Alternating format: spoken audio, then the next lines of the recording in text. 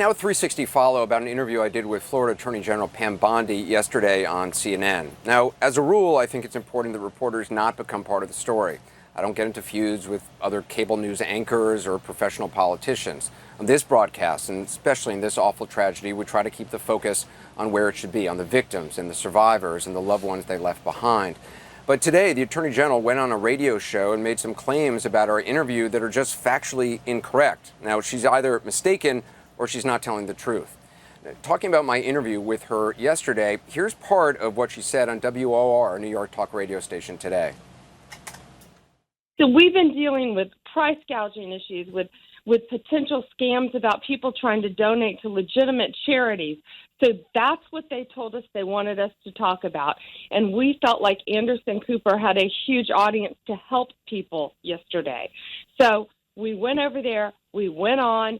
We were going to talk about, the interview was supposed to be about helping victims' families, not creating more anger and havoc and hatred yesterday. Yesterday was about unity, about bringing people together, about helping these people.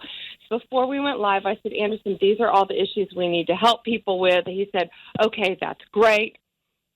We started off with just maybe a couple minutes, if that, about the scams, the potential scams that people all over the world want to donate, and just they need to make sure these websites are legitimate.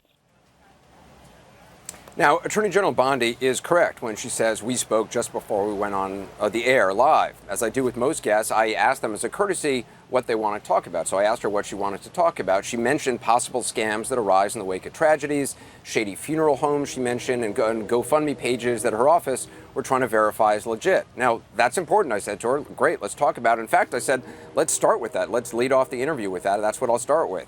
She warned me she had no actual specifics about any scams, but I still said we would discuss it, and that's exactly what we did. So that's the only reason that whole topic ever came up in our discussion. But it's not true for her to say that she was booked to talk about scams in the first place. Now, you might ask, how do I know this? I know this because here are the pre-interview notes compiled by a CNN producer based on what Bondi's own office said she could possibly discuss. And nowhere in these notes were scams mentioned. In fact, right here, her office says that she could talk about the investigation process, but she couldn't get into any specifics beyond what the FBI had already said. She could say it was critical for law enforcement to be allowed to do their job properly and to avoid missteps. She also said that she could talk about the fact that she's meeting with victims' families and trying to help them, but that she also said she would not talk about gun control or any issues surrounding gun control. So that's all in the notes. So instead of following what her office suggested, I chose to ask her about comments she herself publicly has made on numerous other television show appearances in just the last few days. She's been on a lot of TV.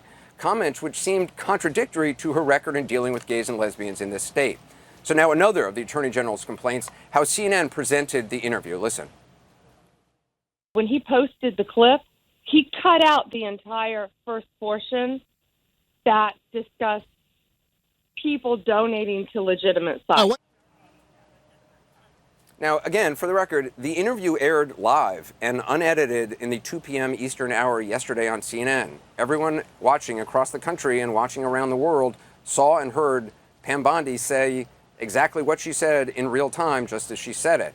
She's apparently there referring to a clip that was posted shortly after online over at CNN.com, a clip which focused just on our discussion about her public statements and her past record. Now, I don't control what's posted online. I'm here on the ground, and I'm told they routinely shorten interviews online for time. Frankly, I wish they had posted the whole thing immediately, which they did, by the way, later in the day yesterday, and it's now online for you to watch in its entirety, including the vague comments about possible scams and making sure you donate to a reputable organization, all of which are important.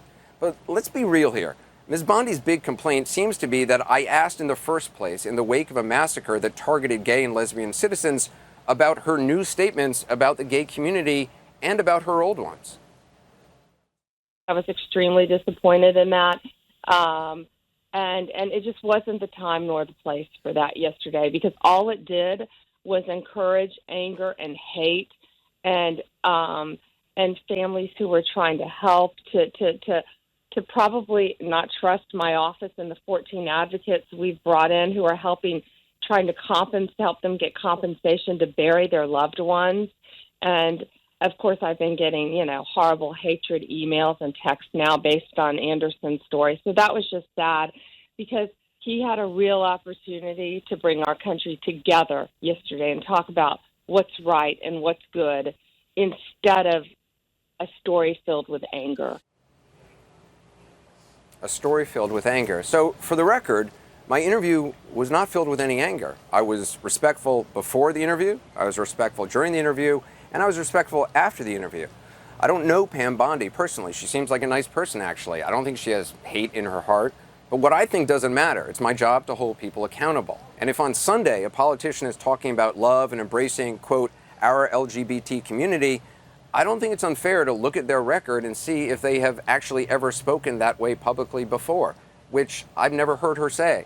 The fact is, Attorney General Bondi signed off on a 2014 federal court brief that claimed married gay people would, quote, impose significant public harm. Harm. She spent hundreds of thousands of dollars in taxpayer money, gay and straight taxpayers' money, trying to keep gays and lesbians from getting the right to marry. Now look, good people can and do disagree on that issue. Everyone has a right to their own opinion, thank goodness. But Ms. Bondi is championing right now her efforts to help survivors, but the very right which allows gay spouses to bury their dead loved ones, that's a right that would not exist if Ms. Bondi had had her way. I think it's fair to ask her about that. There is an irony in that. I don't believe anyone should send angry, mean messages to her or anyone else, but that isn't what I've seen here these last few days. What I have seen here among gays and lesbians here, it's not hate and it's not anger. I've seen love and I've seen unity. Now, as I mentioned, one of Ms. Bondi's issues was the fact that when the interview first was posted on CNN.com for a couple hours, part of the bit about the charity scams was cut out. She wanted the whole interview seen, so it was reposted in its entirety yesterday, and it's still on there right now.